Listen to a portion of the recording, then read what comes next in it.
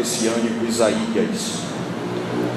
Livro do profeta messiânico Isaías, capítulo de número 53. Enquanto você encontra o texto sagrado, quero expressar a minha alegria a Deus de nessa noite mais uma vez estarmos juntos na casa do Senhor para tributarmos a Ele honra, glória, louvor, majestade e adoração. Quero louvar a Deus pela vida do grupo dos diáconos. Deus continue abençoando as vossas vidas de maneira sobrenatural, tanto os diáconos como as diaconisas. Eu ouvi uma vez um professor falando para mim, ele disse que quem não serve para servir, não serve para ser servido. Então que Deus continue honrando a vida dos senhores, das vossas famílias, em todas as áreas de maneira muito poderosa. Ao nosso pastor André, pela oportunidade e confiabilidade em nós depositada para nós nessa noite sermos canal de Deus para a igreja do Senhor. Amém? Estar ali também o meu irmão Miguel. Ele veio de lá de Salvador, passar alguns dias aqui comigo, com minha família, sempre me acompanhou, e nessa noite é uma honra tê-lo aqui comigo, como também a minha esposa Flávia e a minha filha Maria Eduarda. Mas todos quanto acharam o livro do profeta messiânico Isaías, no seu capítulo de número 53, digam amém. Amém. Localize, por gentileza, os versos de número 4 e 5. Versos de número 4 e 5. Na minha versão diz assim: verdadeiramente Ele tomou sobre si as nossas enfermidades e as nossas dores levou sobre si, e nós o considerávamos como um aflito e ferido de Deus e oprimido, mas Ele foi ferido por causa das nossas transgressões e moído por causa das nossas iniquidades. O castigo que nos traz a paz estava sobre Ele, e pelas suas pisaduras fomos sarados. Eu vou repetir o verso de número 5 para ficar um pouco mais registrado nas nossas mentes. Mas Ele foi ferido por causa das nossas transgressões e moído por causa das nossas iniquidades. O castigo que estava sobre Ele nos trouxe a paz, e pelas suas pisaduras todos nós fomos sarados. Glória a Deus. Podeis assentar em nome de Jesus. Meus irmãos, nós estamos diante de um texto das Sagradas Escrituras. Este é um texto que é um texto muito conhecido de nosso meio. É um texto muito profundo, um texto em que o profeta Isaías ele escrevia. A sabermos, Isaías, ele foi um profeta extremamente usado por Deus. Isaías que era filho de Amós, e cumpriu seu ministério ao redor de Jerusalém e na cidade de Jerusalém. Este mesmo profeta Isaías, que profetizou durante os reinados no Reino do Sul, nos reinados de 4 reis, a sabermos Uzias, Jotão, Acais e Ezequias. Este mesmo profeta de Deus, que era de família nobre e real, e provavelmente era primo do rei Uzias. A Bíblia vai nos relatar que quando Deus nosso Pai se revelou a Isaías e perguntando a ele a quem ele iria enviar e a quem iria pregar o nome do Senhor, Isaías ele recebeu de muito alegria e bom grado o chamado do Senhor, embora soubesse desde o começo do seu ministério que seria um ministério de muitos avisos, em que seriam desconsiderados pela nação, que a nação não iria absorver, não iria acatar as exortações e os avisos da parte de Deus através do profeta Isaías. Isaías, que também é um profeta que condenou a idolatria na qual as pessoas estavam caindo naqueles dias, e que também previu a chegada do cativeiro babilônico sobre o reino de Judá. Este mesmo profeta é também ele que recebe de Deus a missão, que recebe de Deus a árdua missão, ou a missão mais excelente, mais benevolente, a missão mais linda de falar a respeito e profetizar a respeito do Messias. É Isaías que no Novo Testamento profetiza com mais veemência, com mais clareza, com mais ênfase a respeito daquele a qual viria para libertar a nação cujo povo Deus escolheu.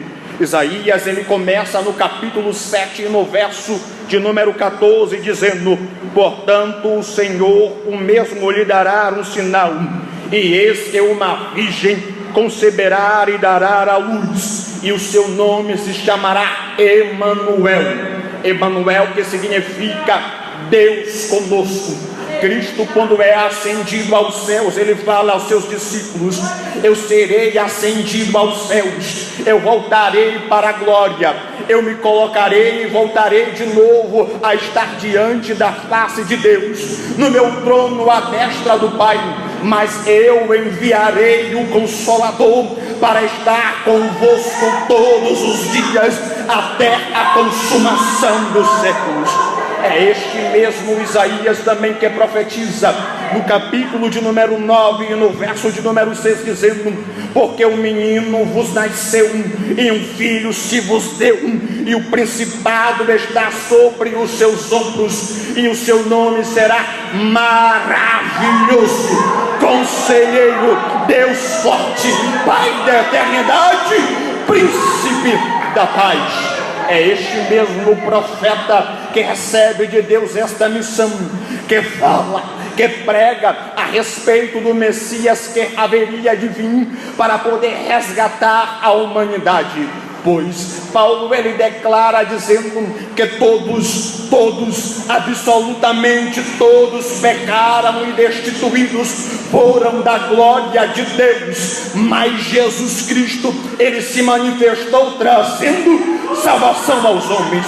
Lucas, ele também, Marcos, ele também fala dizendo que Jesus Cristo, ele não veio para ser servido, mas ele veio para servir e dar a sua vida em resgate de muitos. A Bíblia também ainda nos fala, João declarando, escrevendo as citações da palavra de Jesus, dizendo: porque o inimigo venceu não a roubar, a matar e a destruir, mas Cristo, ele se manifestou para nos dar vida e vida em abundância. Se você estar aqui nesta noite, é porque Cristo, ele se manifestou. Se nós estamos aqui nessa noite adorando a um Deus verdadeiro, é porque Cristo, ele desceu dos céus, se fez em forma de homem, habitou em nosso meio, ele se destituiu da sua glória, habitou em nosso meio, foi obediente até a morte de cruz,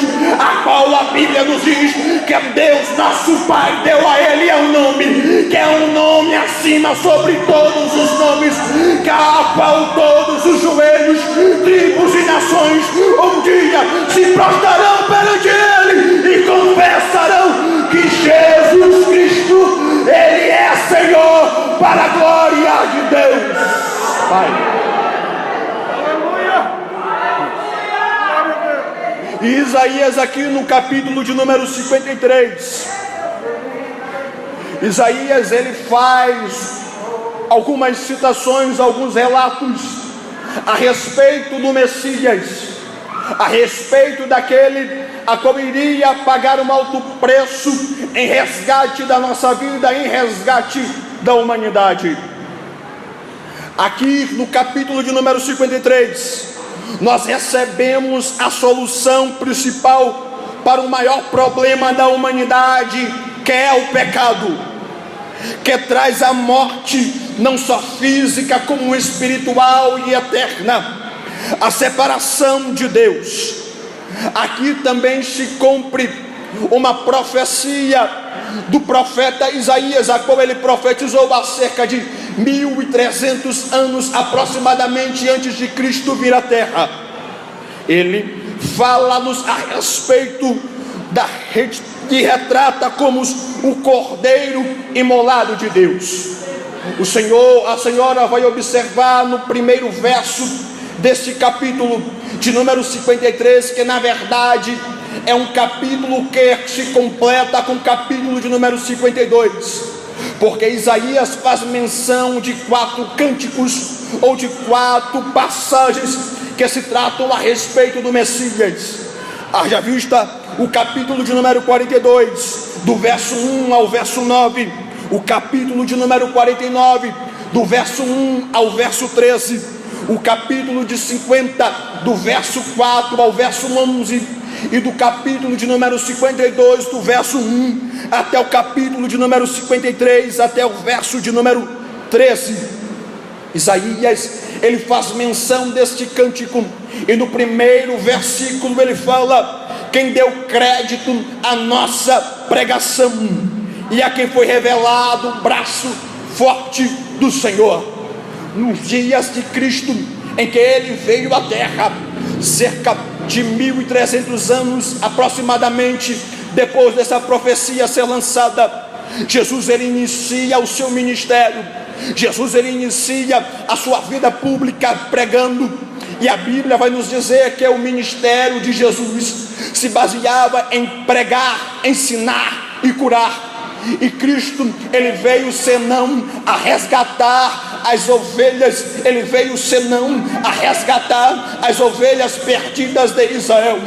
Ele veio senão a curar aos que estavam doentes, não só fisicamente, como espiritual. E o Isaías vai dizer: quem deu crédito à nossa pregação. Isto aqui cabe em 2 aspectos. O primeiro aspecto é da mensagem pregada a Isaías nos seus dias, em que Isaías não foi ouvido, em que Isaías não foi aceito, em que as pessoas não estavam dando crédito à palavra que saía da boca do profeta. E nos dias de Jesus, em que a Bíblia vai nos dizer que nem os seus próprios irmãos davam crédito, davam valor, acreditavam no ministério de Cristo. Logo, a Bíblia vai nos dizer quem deu crédito à nossa pregação, a quem foi que se revelou o braço do Senhor.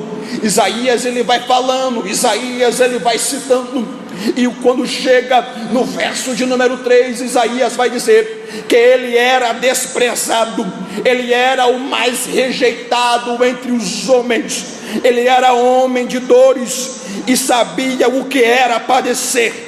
Ele sabia o que era sofrimento, ele sabia o que era solidão, ele sabia o que era sofrer na sua carne, porque os seus próprios familiares o rejeitaram. Os seus próprios familiares não acreditavam na responsabilidade a qual estava sobre os seus ombros. Os seus próprios familiares não acreditavam na missão a qual Deus, nosso Pai, havera lhe confiado. E a Bíblia vai nos dizer que eles o consideravam como aflito, e eles o consideravam, melhor, eles se escondiam do seu rosto, era desprezado e faziam pouco caso dele. E olha, irmãos, se Cristo, que foi Cristo, o Filho de Deus, ele foi desprezado, ele foi humilhado, ele sofreu, ele padeceu, quem somos nós para não querermos sofrer?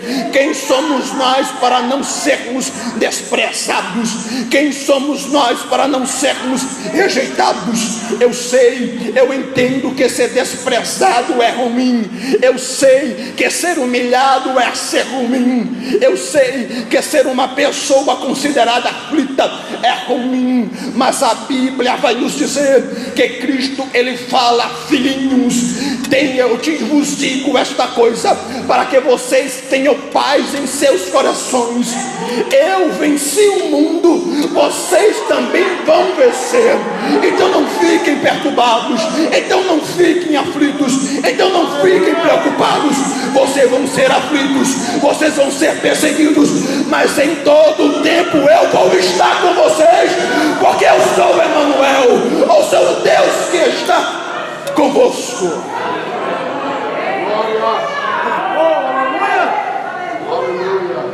Isaías, ele diz no verso de número 4: certamente ele tomou sobre si todas, eu vou repetir para você dar um glória, certamente ele tomou sobre si todas, não são algumas, são todas. Todas o que, Ismael? Todas as vossas enfermidades. Ele está dizendo aqui: eu estou tomando para mim toda a sua enfermidade, eu estou tomando para mim toda a sua dor. É por isso que Pedro, ele fala dizendo: lance sobre ele todas as vossas ansiedades, porque ele cuida de vós.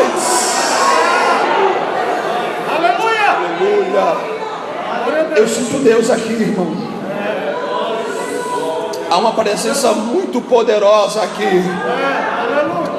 Eu venho aqui nessa noite não te fazer relembrar, porque quem lembra é porque esqueceu, mas eu venho aqui te fazer recordar. E o que é, Ismael, recordar? Recordar é fazer passar novamente pelo coração. E você veio fazer o que? Passar novamente pelos nossos corações o que? O sacrifício vicário de Cristo na cruz, que foi por mim e que foi por você.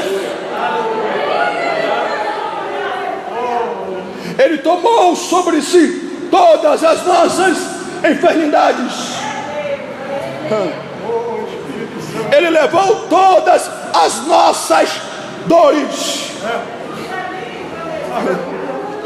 E aqui eu tenho uma afirmação para você: ei, um dia toda essa dor vai acabar. Talvez não acabe aqui, mas lá na glória, lá nos céus, lá não tem choro, lá não tem pranto, lá não tem dor.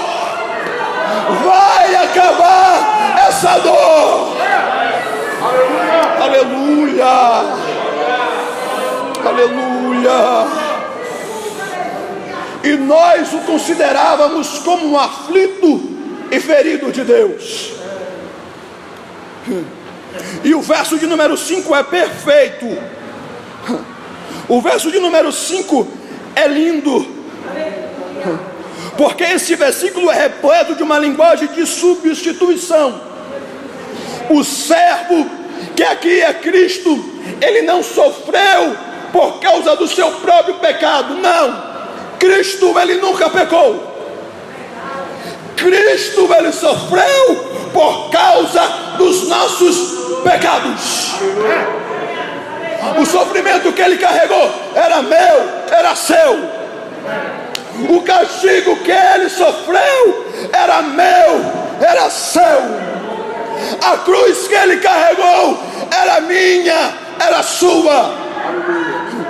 Os açoites que ele tomou eram meus, eram seus. A coroa de espinho que ele tomou sobre a cabeça era minha, era sua. Os pregos das mãos, os pregos dos pés eram meus, eram seus, mas ele tomou para si. Aleluia.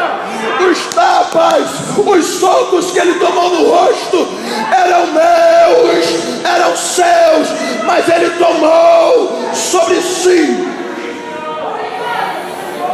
Aleluia. Aleluia. A ênfase aqui nesse texto é que Cristo, ele recebe a ira de Deus por causa dos meus e dos seus, dos nossos pecados. E essa profecia, ela se cumpre aproximadamente no ano 30 depois de Cristo. Cristo está na ceia. Cristo estava canteando com seus discípulos a última ceia. E lá ele diz que ele seria traído. Jesus é traído por Judas. E Jesus se retira para o Monte das Oliveiras, para o Getsêmani, que era um jardim, para orar. E o interessante é que Getsêmani significa vale do azeite, ou vale das azeitonas. E Jesus ele vai com Pedro, Tiago e João. Jesus ele ora a primeira vez e os seus discípulos caem no sono. E Jesus fala para eles: vigiai e orai, porque não sabeis o dia da tentação, não sabeis quando ela vai vir. Vigiai e orai para que não caiam em tentação. Jesus fala isso para com eles por 3 vezes, mas mesmo assim eles voltam a dormir, eles caem no sono. E desculpe-me, irmãos, em falar isso, mas isso está se tornando meio que real nos tempos modernos. Na nossa era, alguns de nós estamos nos deixando ser tomados pelo sono espiritual, e Jesus está dizendo: vigiai e orai, porque eu estou voltando. Vigiai e orai, porque o tempo está próximo. Vigiai e orai, porque o noivo vai estar vindo.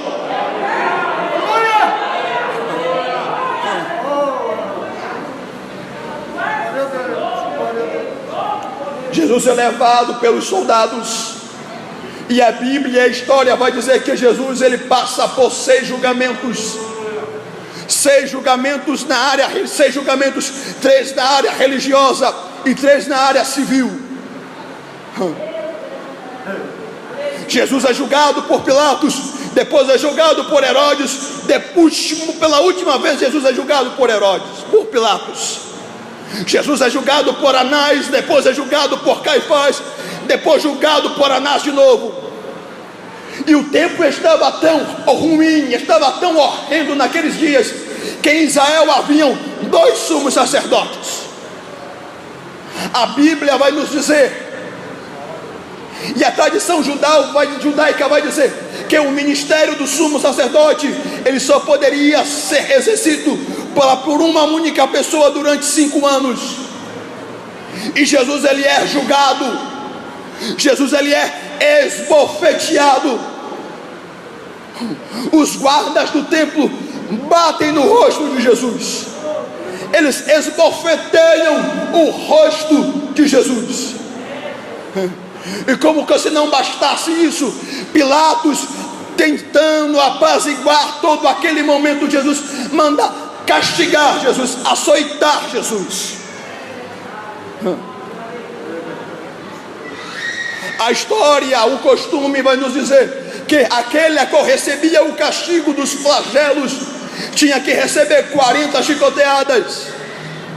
Os historiadores vão dizer que Jesus recebeu 39, porém a história vai nos dizer que os algozes, os soldados, no meio das chicoteadas, eles perdiam as contas de propósito para poder voltar do zero e castigar mais. Talvez você não saiba, mas esse chicote, que era chamado no latim de flagelo, ele era um chicote feito de 12 finas tiras de couro, que nas suas pontas haviam metais, espinhos e pedaços de ossos. A história vai nos dizer que a pessoa, quando era chicoteada, na 10ª chicoteada, a dor era tão insuportável que a pessoa se molhava. Na 25ª chicoteada, a pessoa se sujava. Alguns historiadores vão dizer que as bolotas de chumbo machucavam as costas, contraíam os músculos e causavam uma dor insuportável. Os espinhos penetravam na carne, os ossos entravam e tiravam pedaços de carne. Alguns historiadores vão dizer que era possível ver os ossos das costelas daquele a qual estava sendo castigado, que era possível ver os rins daquele a qual estava sendo castigado. E Jesus estava recebendo chicoteada, e cada chicoteada daquela, irmão, era minha, era sua. Mas Jesus, ele é castigado, Jesus, ele é açoitado, Jesus, ele recebe os flagelos dos seus lombos, e ele não dá um pio sequer, ele não reclama, porque Isaías diz que ele foi levado como ovelha muda ao matadouro. Aleluia. Colocava-se o castigado de joelho com suas mãos para cima, e o algoz vinha com um chicote e batia, e os ossos batiam na pele, batiam no músculo, nas costas, e causavam uma dor insuportável. Batia outra vez, e os espinhos penetravam. Batiam outra vez, e os ossos entravam na carne, e tiravam pedaços de carne. Os ossos ficavam à mostra, os órgãos internos ficavam à mostra, o sangue escorria e dava um princípio de hemorragia. Mas todo esse castigo Jesus, ele sofreu por mim e por você. Sabe por que Jesus, ele sofreu tudo isso? Se você quer saber, diga: eu quero, Ismael. Não, irmão, você não quer. Se você quer, diga: eu quero, Ismael. Jesus, ele foi castigado desse jeito para que eu e você, nós tivéssemos paz.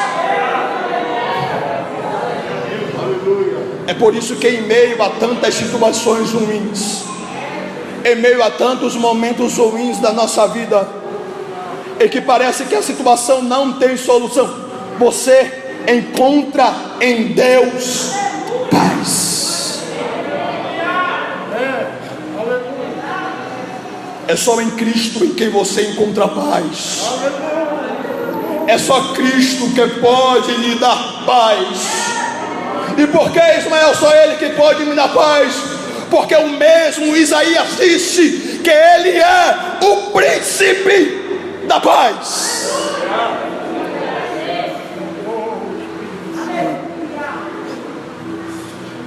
Ele foi ferido pelas nossas transgressões, Ele foi moído por causa das nossas iniquidades. O castigo que estava sobre Ele nos traz a paz. E como que se não bastasse todo o sofrimento, havia um costume na Páscoa em de se soltar alguém que foi condenado. E Pilatos, querendo dar uma de bonzinho, ele coloca Jesus e Barrabás, e ele pergunta ao povo: a quem é que vocês querem que eu solte? E o povo, influenciado pelos líderes religiosos, diziam: soltem Barrabás, soltem Barrabás. E isso aqui é tão evidente nos nossos dias, que muitas vezes nós preferimos Barrabás do que a Cristo, que muitas vezes nós preferimos a Barrabás do que o nosso Salvador. De que maneira, Ismael? Deus fala conosco, Deus, ele nos alerta, Deus, ele fala, ele usa os teus servos para conosco. Deus, ele fala em sua palavra, mas nós não queremos ouvir a voz de Deus. Nós não damos atenção à voz de Deus, nós não damos valor à voz de Deus. Mas João, usado por Deus, ele fala: quem tem ouvidos, ouça o que o Espírito diz à igreja. E o que é que o Espírito diz à igreja? Que certamente Jesus, ele veio. Ai, oh, xerabaceia. Você querendo ou não, Jesus ele vem. O mundo querendo ou não, Jesus ele vem. Jesus ele vem. Ai, oh, Rabanchon de Caios. E Jesus está indo em direção ao Gólgota, carregando uma haste horizontal da cruz. As suas costas estão todas abertas, o sangue está escorrendo, há uma coroa de espinhos venenosos sobre a sua cabeça.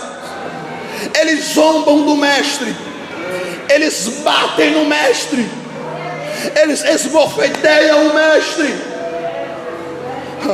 Mas mesmo assim Jesus está indo pela via dolorosa, carregando a sua cruz. Ele não desiste. O sofrimento foi grande, mas ele não desiste. A dor está sendo insuportável, mas ele não desiste. O sangue está escorrendo, mas ele não desiste. Os soldados esbofeteiam ele, mas ele não desiste. O sangue está escorrendo das suas costas, mas ele não desiste. É por isso que a Bíblia nos diz: porque Deus amou ao mundo de uma tal maneira que deu seu Filho unigênito, Jesus Cristo, para todo aquele que nele crê, não pereça, mas tenha a vida eterna. Mesmo eu e você rejeitando a Cristo, mesmo eu e você todos os dias batendo no rosto de Cristo, rejeitando a Cristo, mas ele não desiste de mim e de você. Ele não desiste de mim e de você. Eu vou repetir para você: ele não desiste de mim e de você. Ele não desiste de mim e de você. Se preciso for, Cristo vai atrás de você. Cristo foi atrás de Pedro e disse, quando ressuscitou: vai e fala a Pedro também para ele ir, porque eu vou ao encontro deles. Você veio aqui nessa noite conduzido pelo Espírito Santo de Deus. Sabe por quê? Porque Cristo não desiste de você. Ele tem um plano em sua vida. Ele quer mudar a sua história.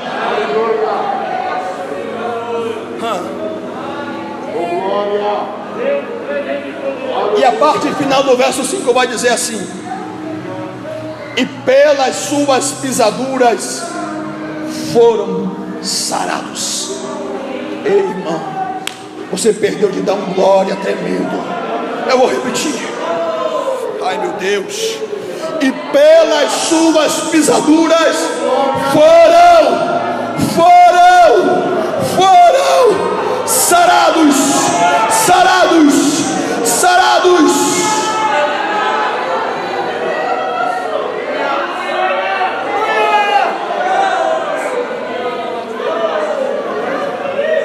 Isso aqui se cumpriu na via dolorosa, porque quando Cristo estava indo em direção ao Gólgota carregando a cruz, o seu sangue estava escorrendo, meu amado pastor.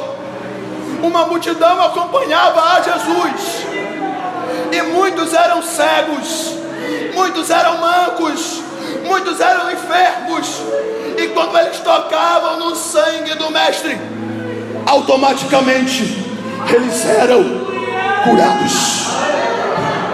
O sangue de Cristo, além de te purificar de todo o pecado, o sangue de Cristo, ele também te sara. O sangue de Cristo, ele também te cura. O sangue de Cristo, ele também te liberta. Ele te cura no espiritual, ele te cura na alma, ele te cura no físico. Ei, Jesus Cristo, ele está aqui nessa noite para te curar. Ai.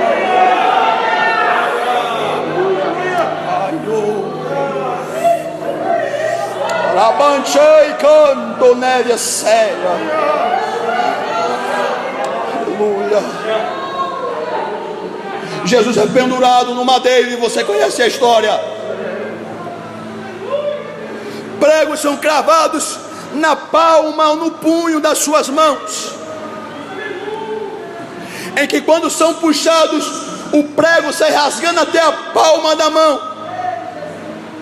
Pregos são cravados entre os seus dois pés.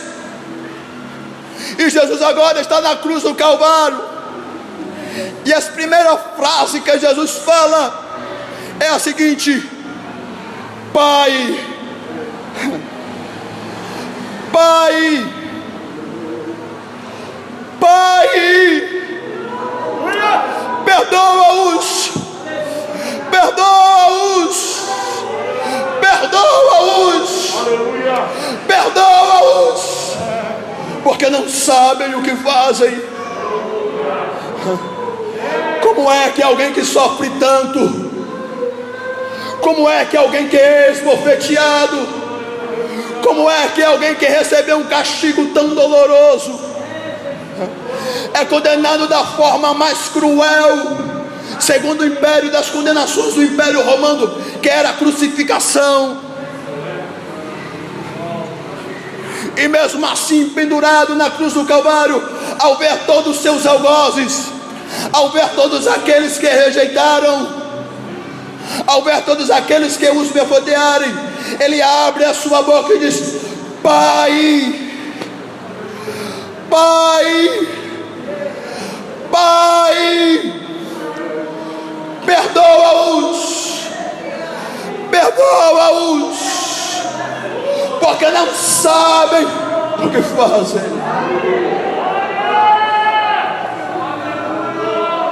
Aleluia.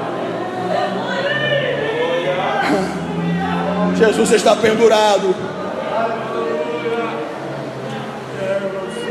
E a sua sexta frase, antes da sua última frase, Jesus, ele olha para os céus e fala: Pai, está consumado.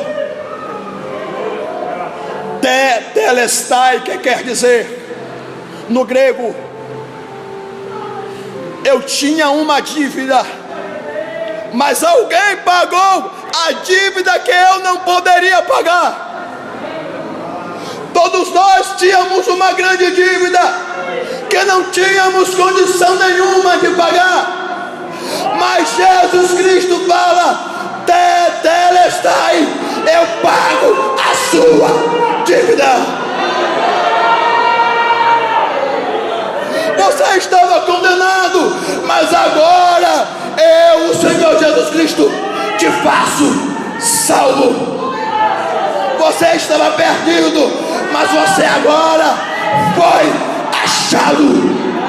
Você estava caminhando nas trevas e ao inferno, mas agora você está indo em direção aos céus de glória.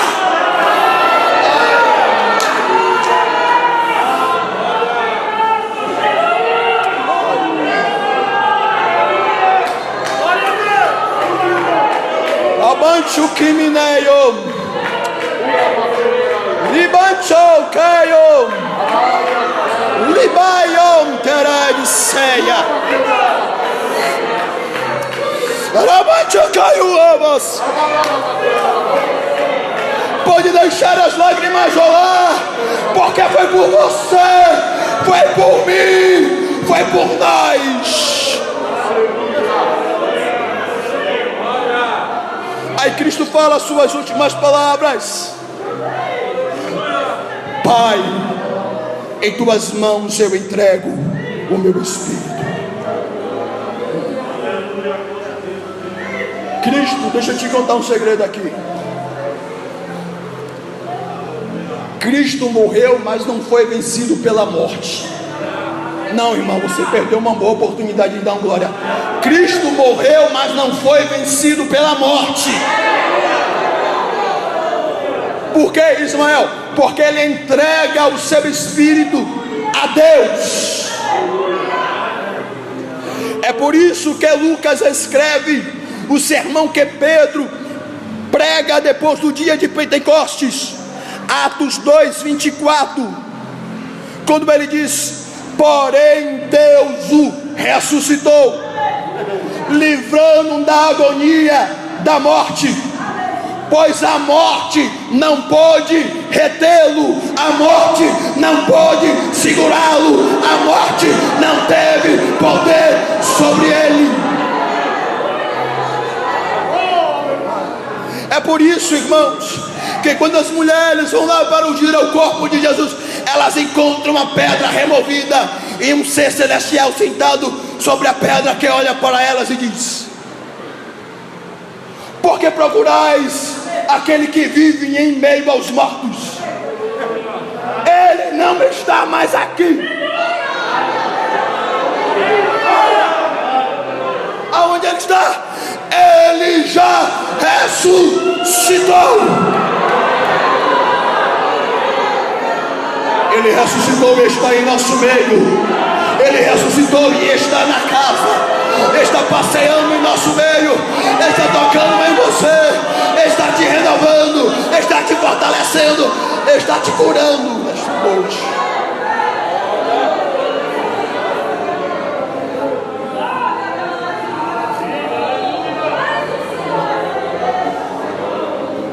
Ismael, porque a morte não pôde retê-lo, a morte, porque a morte não pôde prender Cristo? Primeiro, por causa do seu poder divino.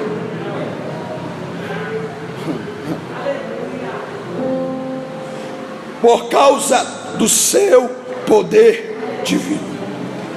O escritor aos Hebreus vai dizer no capítulo 2, no verso 14, assim: portanto, visto que os filhos são pessoas de carne e sangue, ele também Cristo participou desta condição humana, para que por sua morte derrotasse aquela que tem poder da morte, isto é, o diabo. Então, além de Cristo ele vencer a morte lá na cruz, Cristo também venceu o diabo.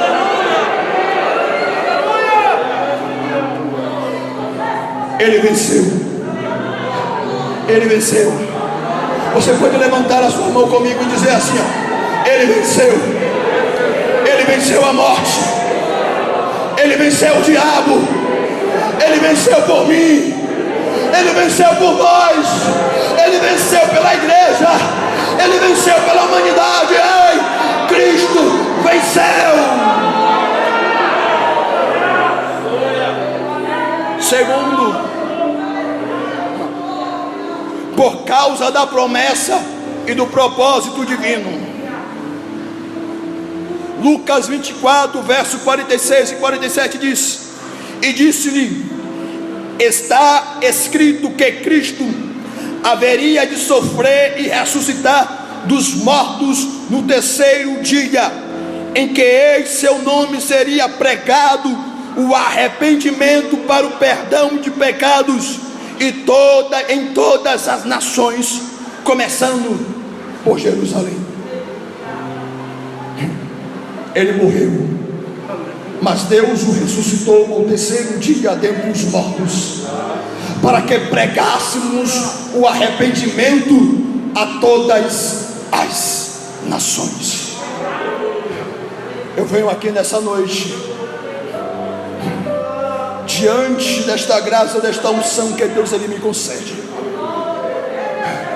dizermos que é tempo de nós nos arrependermos, que é tempo de nós levarmos as coisas um pouco mais a sério, porque todos os 118 sinais que antecediam o arrebatamento da igreja já se cumpriram, e a qualquer momento a trombeta vai tocar. Jesus Cristo vai descer entre os ares e vai dizer: vinde, vinde benditos de meu Pai, tomai por herança aquilo como eu vos tenho preparado. Terceiro, e eu encerro aqui: a morte não pôde retê-lo, porque novamente Jesus venceu a morte. E é um texto de Paulo que eu acho muito lindo. E só se você dá valor, de fato, você acredita na importância do sacrifício vicário de Cristo, que foi por mim e por você. Ao final desse texto aqui que eu vou ler, que eu vou citar, eu te peço que você puxe, que você dê o melhor glória a qual você pode dar nessa noite. A melhor glória que você pode dar durante todos os dias da sua vida. E qual é o texto, Ismael? 1 Coríntios 15, verso 55 ao verso 57. Onde está, ó morte, a sua vitória?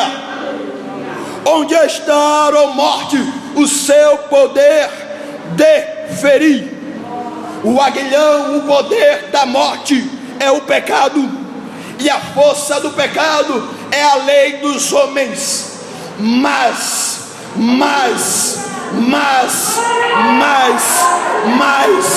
graças a Deus que nos dá a vitória por meio de nosso Senhor e Salvador Jesus Cristo.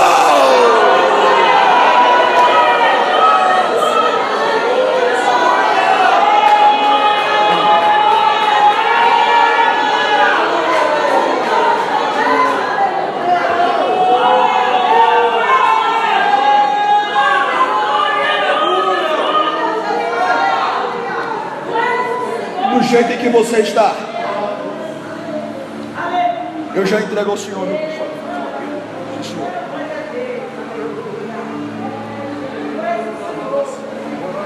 Do jeito em que você está, eu quero te convidar a você orar comigo, porque estamos em guerra. E a nossa guerra não é contra o nosso irmão do lado, a nossa guerra é espiritual. E Jesus tem salvado aqui nessa igreja. Jesus, ele tem curado, tem libertado, tem transformado. Porque tudo isso que Cristo passou foi por mim e por você. E eu quero te convidar a você orar comigo, porque daqui a alguns minutos eu vou fazer o convite evangelístico. Eu vou fazer um apelo. E eu acredito que Jesus, ele pode salvar nessa noite. Ele quer salvar. Eu acredito que Jesus, ele quer libertar, ele quer transformar vidas, ele quer curar, ele quer mudar histórias. E eu quero te convidar a você unir comigo a sua fé. E nessa oração, irmão, Jesus, ele vai curar, porque pelas suas pisaduras nós fomos sarados. Jesus, ele vai trazer paz, Jesus, ele vai trazer alegria, porque o castigo que estava sobre ele foi por esse castigo que nós recebemos paz. Eu quero te convidar a você orar comigo. Eu quero te convidar a você fechar os seus olhos e você a clamar, a pedir a Deus, porque estamos em guerra. Nas potestades dos ares, os inimigos estão lutando, estão prendendo os corações, estão tampando os ouvidos, estão endurecendo os corações. Mas Jesus, ele tem poder, porque todo o poder foi lhe dado nos céus e na terra. Eu quero te convidar a orar comigo. Criador dos céus e da terra,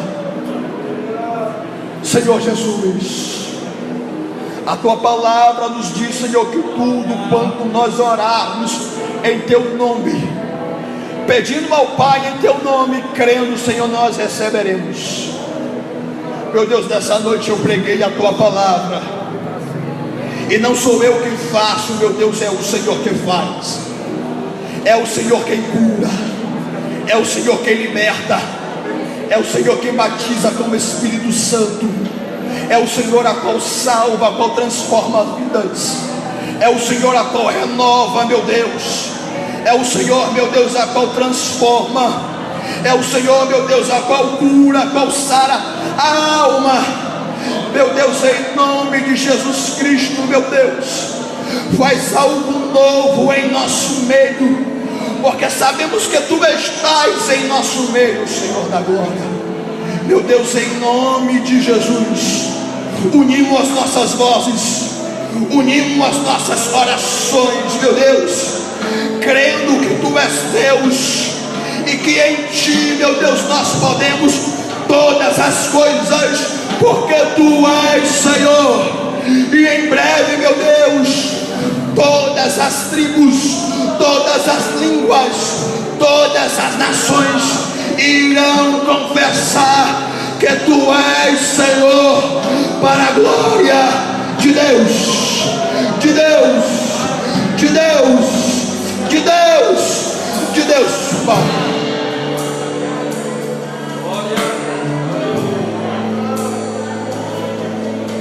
Neste momento, meu amigo, minha amiga,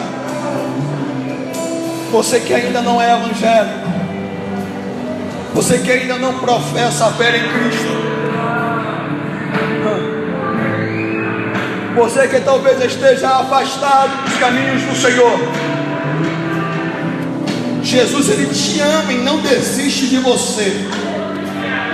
Jesus, Ele tem um lindo projeto na tua vida.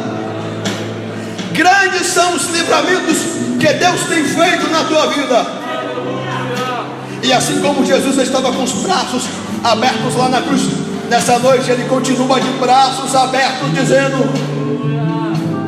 venha, meu filho, venha, minha filha, eu te amo, eu tenho um plano na tua vida, quero mudar a tua história, quero fazer algo novo em tua vida. Jesus, Ele quer fazer algo novo na tua história, na tua vida, na tua caminhada. Ele, confesso, não vão ser fáceis, houverão muitos obstáculos, mas entenda uma coisa: aquele que te ama, Ele nunca, nunca, nunca te abandonará. Eu quero saber aonde está a primeira pessoa que deseja entregar a tua vida, os teus caminhos, os teus planos ao Senhor. O salmista diz: entrega os teus caminhos ao Senhor, confia nele e o mais Ele fará. Jesus, Ele quer continuar cuidando de você de um jeito todo especial, porém agora só depende de você. Que Deus nos abençoe. Muito obrigado, meu pastor.